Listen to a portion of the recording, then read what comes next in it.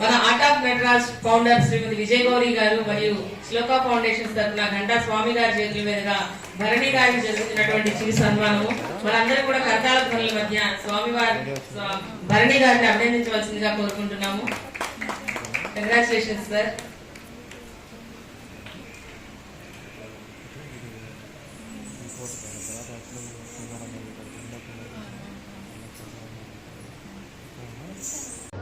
భారతీయ సంస్కృతి సాంప్రదాయాన్ని పరిరక్షించాలనే ఉద్దేశంతో ఈరోజు ఈవెంట్ గుంటూరులో నిర్వహించడం జరిగింది. ఈరోజు ఈ ఈవెంట్కి సుమారుగా 200 మంది వరకు పార్టిసిపేట్ చేస్తున్నారు. దీంట్లో ముఖ్యంగా చిన్నారులు 3 years నుంచి కూడా 15 years వరకు కూడా అందరూ కూడా పిల్లలు పార్టిసిపేట్ చేస్తున్నారు.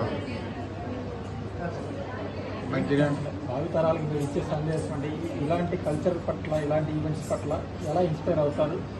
చాలామంది ర్యాంకులకి చదువులకి పరిమితం అయిపోతున్నారు.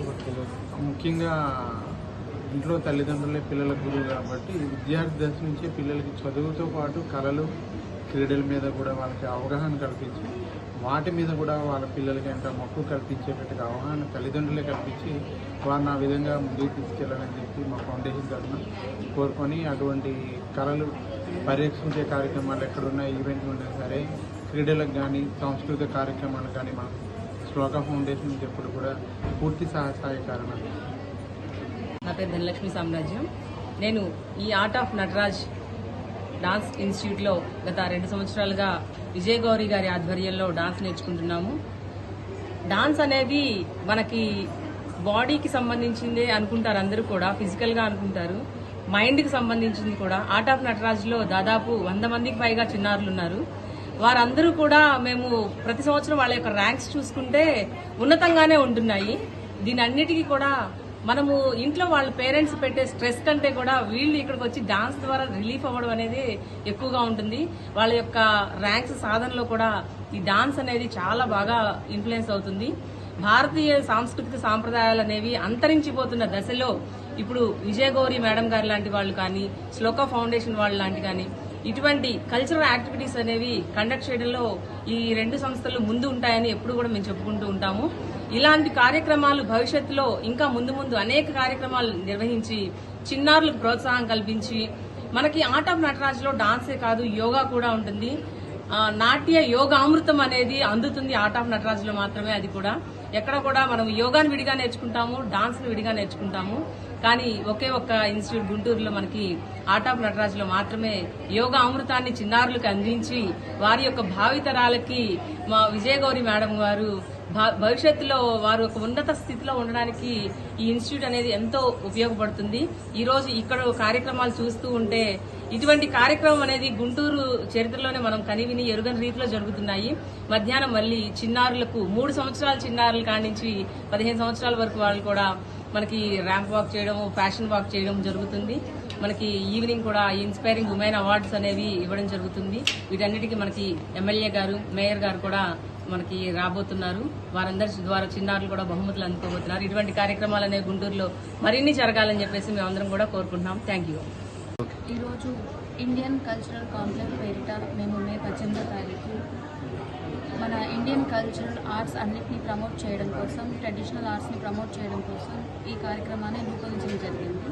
ఇందులో భాగంగా కూచిపూడి, భరతనాట్యం, జానపద నృత్యాలు, అలాగే వివిధ సాంస్కృతిక అంశాలు, అలాగే ట్రెడిషనల్ వాక్ షో ఇలాంటివన్నీ మేము నిర్వహిస్తున్నాము. దీనికి గాను గుంటూరు నుంచి అలాగే వేరే ఊళ్ళ నుంచి కూడా గురువులు వాళ్ళ యొక్క స్టూడెంట్స్ని తీసుకుని ఇక్కడ పర్ఫార్మెన్స్ చేయిస్తున్నారు. ట్రెడిషనల్ ఆర్ట్ నిలబెట్టాలని, మన కల్చర్ని ప్రమోట్ చేయాలనేది మా యొక్క మోటో. దాని గురించి art of Nataraj arts and science academy వారు అలాగే శ్లోక హ్యుమానిటేరియన్ ఫౌండేషన్ వాళ్ళు కలిసి ఈ కార్యక్రమాన్ని నిర్వహిస్తున్నారు. ఇది చాలా సక్సెస్ఫుల్గా స్వామి దయవల్ల ముందుకు వెళ్తుంది. చాలా సంతోషంగా ఉంది. ఇప్పుడు పిల్లలందరూ కూడా చాలా వరకు చదువులు, కార్పొరేట్ స్కూల్స్ మ్యాక్సిమం ఒక 15 hours వరకు స్కూల్లోనూ జైల్లో వేసిన బందీల్లాగా ఉండిపోతున్నారు. అసలు ట్రెడిషనల్ గురించి, కల్చర్ గురించి తెలియట్లేదు. ఏం చేస్తే ఇలా వస్తాం? యాక్చువల్గా ఏంటంటే ఈరోజు పిల్లలు వెస్టర్నైజర్ కల్చర్స్కి చాలా అలవాటు పడుతున్నారు, మారుతున్న విధానం వల్ల, దానివల్ల.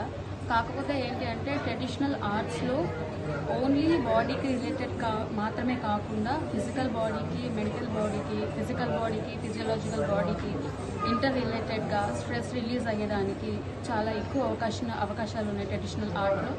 అంటే మెడికేటెడ్గా కూడా అది ప్రూవ్ అయ్యిందనమాట. అంటే మన బాడీలో ఉన్న స్ట్రెస్ ఏదైతే ఉంటుందో, ఆ బయోమాగ్నెటిజం ఏదైతే ఉందో అది లాక్ అయిపోతూ ఉంటుంది స్ట్రెస్ వలన.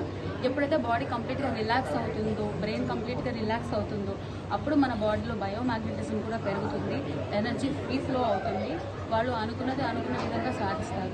మీరు అన్నట్లుగా గంటలు కాలేజెస్లో, స్కూల్స్లో కూర్చొని వాళ్ళకి తెలియకుండానే వాళ్ళకి స్ట్రెస్ వచ్చేస్తుంది.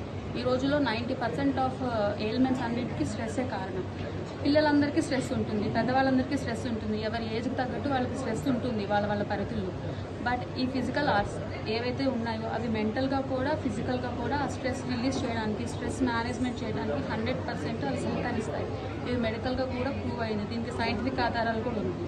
ఇలాగ పిల్లలందరూ ఓన్లీ చదువు మీదనే కాకుండా కో కరిక్యులర్ యాక్టివిటీస్ మీద, డాన్స్ కావచ్చు, ఫైన్ ఆర్ట్స్ కావచ్చు, ఇలా ఏదైనా కనుక ఒక ట్రెడిషనల్ ఆర్ట్ని తీసుకొని, అంటే మల్టిపుల్ ఆర్ట్స్లో కూడా ప్రవేశం చేయాల్సిన అవసరం లేదు, ఒక్క ఆర్ట్ని తీసుకొని దాంట్లో మాస్టర్ అయ్యి దాంట్లో వాళ్ళు ముందుకు వెళ్ళగలిగితే వాళ్ళకి లైఫ్ లాంగ్ ఆ ఆర్టే తోడుగా ఉంటుంది, వాళ్ళ హార్ట్లో ఆ ఆర్ట్ నిలబడుతుంది. అది వాళ్ళకి కాకుండా ప్రపంచం మొత్తానికి అది చాలా హెల్ప్ అవుతుంది. మన ట్రెడిషన్ మన కల్చర్ని మించినటువంటి గొప్పతనం మరి వేరే ఏ దాంట్లో లేదు.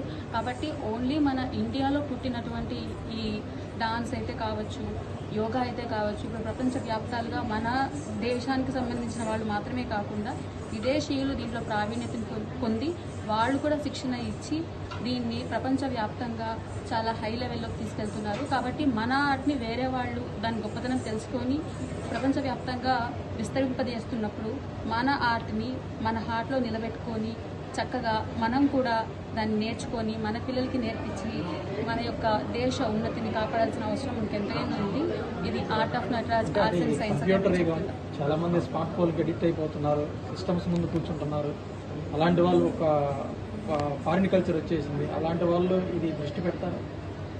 యాక్చువల్గా ఇప్పుడు ఫారిన్ కల్చర్ వచ్చిందని అంటున్నారు. ఫారిన్ కల్చర్లో కూడా మన కల్చరే ఇంక్లూడ్ అయి ఉంది కదా. వాళ్ళు మనకన్నా యోగా ఎక్కువ చేస్తున్నారు, డాన్స్ ఎక్కువ చేస్తున్నారు, చాలామంది లైఫ్ని డెడికేట్ చేస్తున్నారు డాన్స్ కోసం, యోగా కోసం. ఫైన్ ఆర్ట్స్ అయితే ఏంటి, మ్యూజిక్ అయితే ఏంటి. ఇప్పుడు స్మార్ట్ ఫోన్స్ తీసుకుంటే కూడా దాంట్లో ఒక సబ్జెక్టే ఉంది కదా, డిఫరెంట్ సబ్జెక్ట్స్ ఉంటాయి. దాంట్లో మన ఆర్ట్ మన కల్చర్ కూడా ఉంది. సో అట్రాక్షన్ అనేది మనకి మంచి వైపున వెళ్ళినప్పుడు అది మనకి మంచి జరుగుతుంది. అంటే డిఫరెంట్ సబ్జెక్ట్స్ ఉంటుంది, ఒక సబ్జెక్టే ఉంటుంది. స్మార్ట్ ఫోన్ అని ఎందుకన్నామంటే చాలా వరకు కూడా ఈ రీల్స్ పిచ్చి, ఈ ఇన్స్టాగ్రామ్లు కావచ్చు, ఇవన్నీ కూడా అలా వెళ్ళిపోతున్నారు. ఈ ట్రెడిషనల్ గురించి చెప్పే వాళ్ళు ఎవరు ఉన్నారనేది.